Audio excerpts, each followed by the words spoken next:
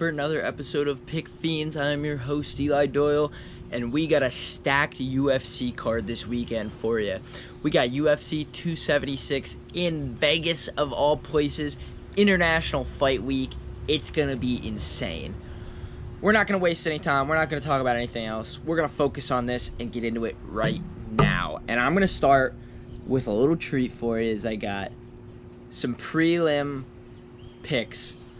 And not only that, I got a 500 parlay bomb for you on here. All right, so we'll jump into my big three for the prelims. Starting with the Cowboy, Donald Cerrone, stepping up after his last two cards were consecutively canceled. Two fights on two separate cards. Well, same fight, just two separate cards, respectfully. They both got canceled for separate reasons. Sickness here, COVID there, you know, that kind of crap. But anyway, he's filling in for another pro, Mean Bobby Green. He's fighting Jim Miller. Heavy favorite Jim Miller, of course, with Cerrone taking this card on a week's notice. Now, let me tell you some things here. Cerrone, the constant pro, all right? He has not only been around the game forever, he has nearly has the record for most fights. You know, he's definitely on the backswing of his career, which is fine. We need those guys, you know, out there. But he is, of course, a heavy underdog in this fight with Jim Miller. Naturally, you know, because he's, you know, coming off of a week's notice, basically picking it up, maybe a little more over that, but yeah, week's notice. Now, here's my thing with it. He's been training for the last God knows how many months, because he's been expecting a fight on the last two cards before this. It's not like he's not in shape. It's not like he's lacks experience or anything. You know, he's been around the game forever. He's a vet. He's the constant pro. He's fought big names. He's fought in big spots. So that's why I'm going to start it off with Donald Cerrone, the Cowboy, at plus 168 over Jim Miller. I'm not saying a knockout. I'm not saying a submission. Not that either of them can't happen. I'm just thinking Cerrone, he's hungry for this fight. A little stylistic change. You're going from Mean Bobby Green, who's throwing a lot of hands. Looking for a knockout. Maybe the Cerrone who could do a lot of things and mold his style to fight a lot of different styles. With this one, of course, being Jim Miller. But yeah, Cerrone, plus 168 underdog. Let's roll in the next one. Gabe Green versus Ian Gary.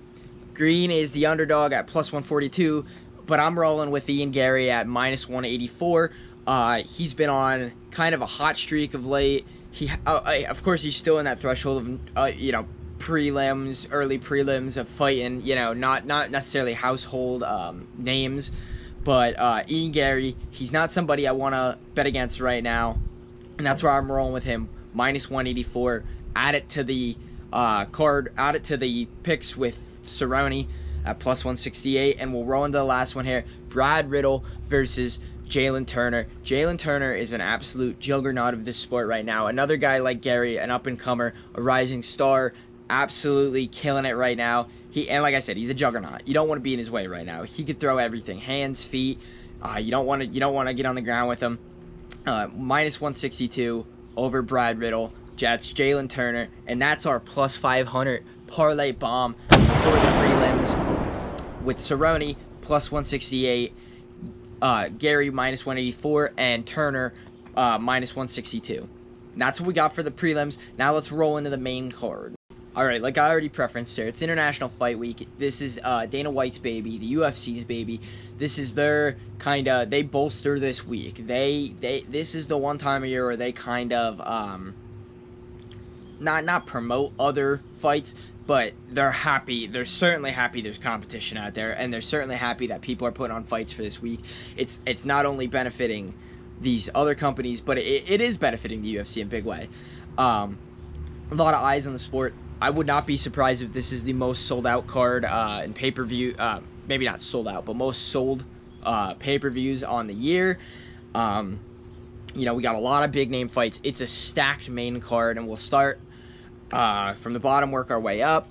The first fight, we got Brian Barberena versus Robbie Lawler, and I'll be honest, I'm not on Brian Barberena's I'm not on his fan list by any means.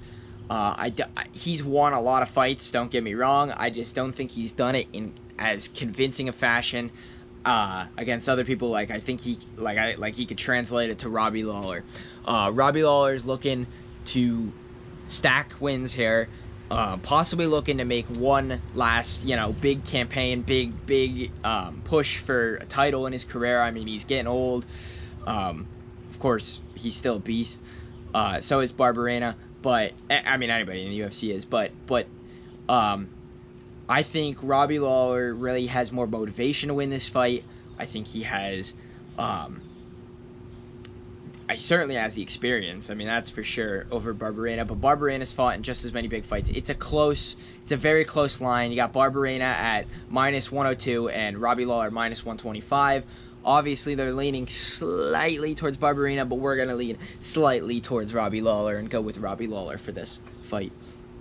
Up one, we got the Sugar Show, Sugar Sean O'Malley versus Pedro Munoz, another veteran of the sport. Pedro's been around forever. He can throw hands. He can wrestle with the best of them. He's pushing 35, 36. So, he's up there in age. This is Sugar Sean's first, maybe not very well known, but certainly a household name of the UFC with Munoz. It's going to be a test. The books are heavily leaning towards O'Malley at -350. Munoz at +225. Yeah, that's my thoughts on it. I think O'Malley is going to come out swinging. I think he's going to be very technical. I think he's going to take his shots like he normally does. I'm sure he's put on a little bit of muscle for this fight after the way the last fight went with the broken hand. I mean, still to get a win off a broken hand is phenomenal. Nothing taken away from there. I just thought that his last fight, he didn't necessarily plateau, but he didn't keep that step. Of course, he won, but I didn't think he took that next step from where he's been going. Of course, he hasn't fought anybody of this stature yet, but I'm still leaning towards O'Malley at -350. And then we have the next fight, closest fight in the card. I mean, the lines are even on this thing. We got Alex Pereira versus Tarzan Sean Strickland. I really like both these guys. I think the world really wants to see Pereira versus Adesanya run it back again. So for that, of course, to happen, we need Alex Pereira to win. I am taking Alex Pereira in this fight, but Sean Strickland is not to be slept on by any means. Both these guys, I have a little note, both these guys have been working out with some veterans of the sport. Strickland, apparently, all accounts say he is really trying to grow that ground game. He's training with the best of the best down there with Chris Curtis. And on the other side of that, we have Mike Pereira. I think that's a referee in the NFL. Alex Pereira, of course, is training with Glover Teixeira. Another constant pro of the sport. Just dropped his can't think of what light heavyweight title in our last big card we had. I love Glover. I love Curtis. I love Pereira. I love Strickland. I love them more when they're fighting each other because this is going to be a barn burner. Of course, like I said, I'm going with Pereira, but you cannot sleep on Sean Strickland. You absolutely cannot sleep on Sean Strickland. What are our weaknesses of the two? I mean, of course, Pereira is going for a knockout. He's a knockout artist.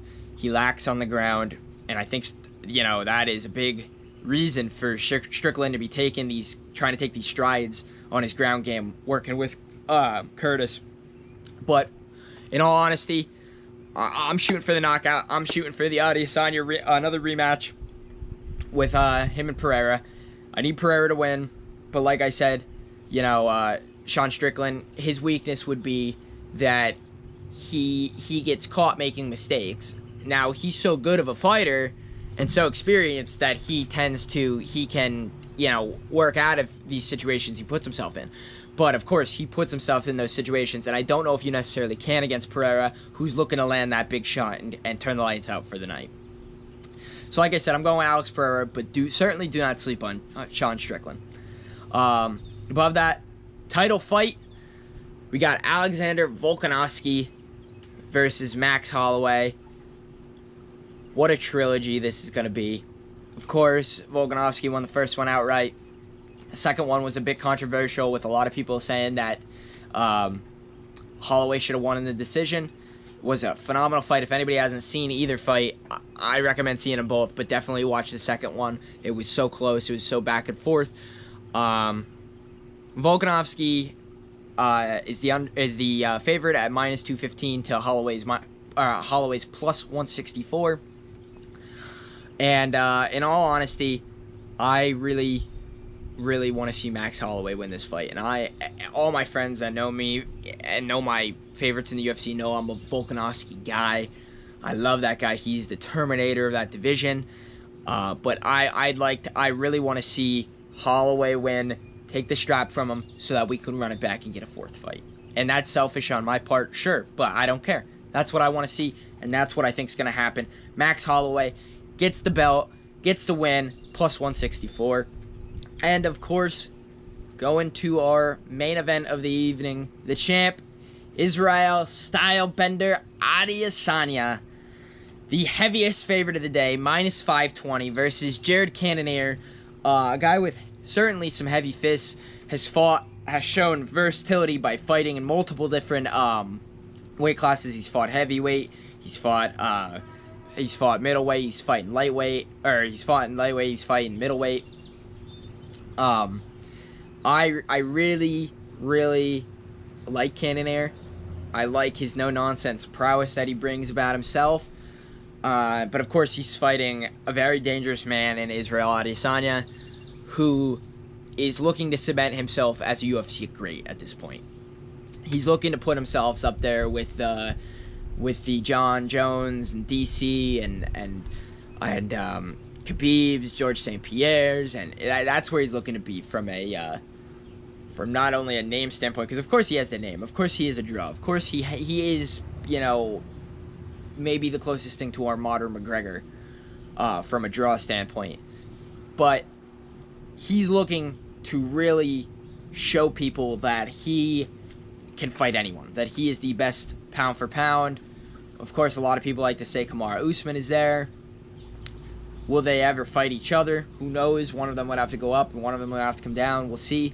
But, yeah, I don't think anybody's giving Cannonier a fair shot at plus 350, but he can put anybody in the UFC's lights out with one punch. So just take that into account. And, yeah, I got Adesanya, and they're my picks. But hold on, there's more, because I got bigger money picks for his right here.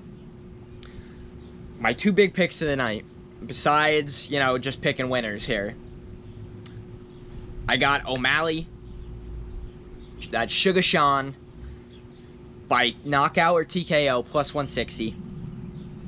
And then I got the Israel Adesanya Jared Cannonier fight to go the distance, all 5 rounds. I think both these guys are absolute tanks of the sport.